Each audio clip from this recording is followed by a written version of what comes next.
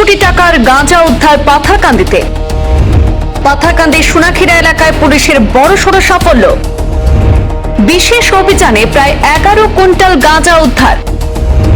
আটক করা হয়েছে একজনকে, মূল চক্রী সহ আরো একজন পলাতক।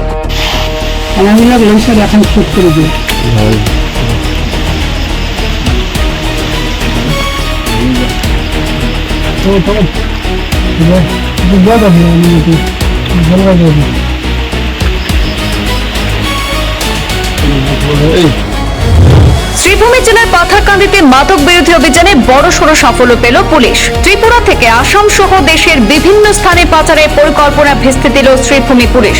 গোপন সূত্রে পাওয়া তথ্যের ভিত্তিতে পরিচালিত বিশেষ অভিযানে প্রায় 11 কুইন্টাল গাঁজা উদ্ধার হয়েছে, যার বাজার মূল্য আনুমানিক 5.5 কোটি টাকা বলে জানা গেছে। এই ঘটনায় রানা দাস নামে এক ব্যক্তিকে আটক করা হয়েছে, তবে চক্রের মূল চক্রী সহ আরো একজন অভিযানের সময় পালিয়ে যায় বলে জানা গেছে।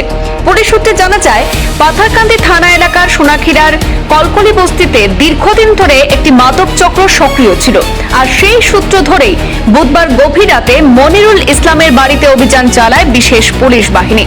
তল্লাশির সময় বাড়ির বিভিন্ন অংশে লুকিয়ে রাখা বিপুল পরিমাণ শুকনো গাঁজা উদ্ধার হয়েছে।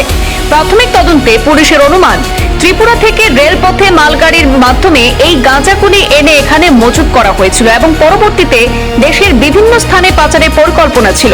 তবে পুলিশের অভিযান টের পেয়ে বাড়ির মালিক সহ বেশ কয়েকজন পালিয়ে যায়। এই অভিযানে আটক করা হয়েছে রানা দাসকে।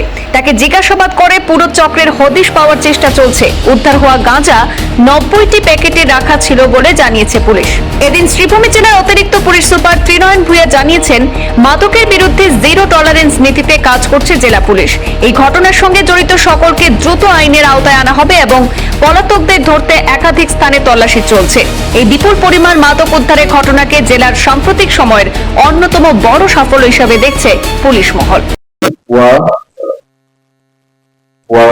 সময়ত এটা খবৰ আহিছিলে আৰু সেই সূত্ৰে আমাৰ অতি পাথাৰকান্দি তেখেতৰ নেতৃত্বত এটা অপাৰেশ্যন চলিছিল আৰু এই অপাৰেশ্যন আছিলে আমি যিটো খবৰ আহিছিলে ড্ৰাগছ গাঞ্জাৰ এটা ষ্টৰেজ কৰি থোৱা হৈছে বুলি, আৰু তাৰ গাঞ্জাৰ ব্যৱসায় বহুদিন কাৰণে কাম চলাই থকা হৈছিলে আৰু নিৰ্দিষ্ট আমি তাৰপিছত ইনভেষ্টিগেশ্যন যেতিয়া কৰিলে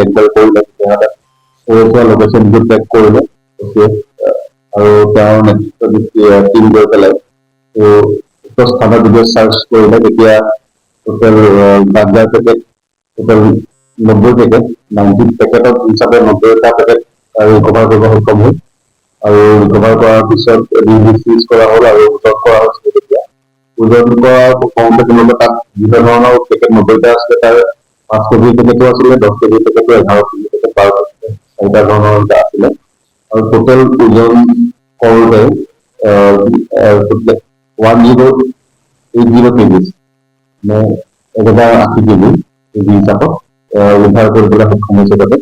আৰু এই সংক্ৰান্তত এজন ব্যক্তি জড়িত তেখেতৰ ৰাণা দাস, তেখেতৰ 55 years, তেখেতৰ গ্ৰেপ্তাৰ কৰা হৈছে। আৰু এই গোটেইখিনি গাঞ্জা যিখিনি নিশ্চিত গাঞ্জা উদ্ধাৰ কৰা হৈছে, এইখিনি আমি উদ্ধাৰ কৰা হৈছে from the house of Moinul Ali কাকলি বস্তি আৰু পাথাৰকান্দি পিএছৰ আণ্ডাৰত। আৰু এতিয়া মইনুল আলী তেওঁক পলাতক অৱস্থাত আছে, যিটো ৰাণা দাসক গ্ৰেপ্তাৰ কৰাৰ সময়তে তেখেতে পলাই দিলে, কিন্তু বৰ্তমান তেওঁক ধৰিবৰ কাৰণে আমাৰ পুলিচ টিম লাগি আছে। আৰু লগতে বাকী এই গাঞ্জাখিনি ক'ৰ পৰা আনিছিলে বা ক'ৰ পৰা লৈ গৈছিলে সেইকাৰণে অধিক অনুসন্ধান আমাৰ অব্যাহত আছে।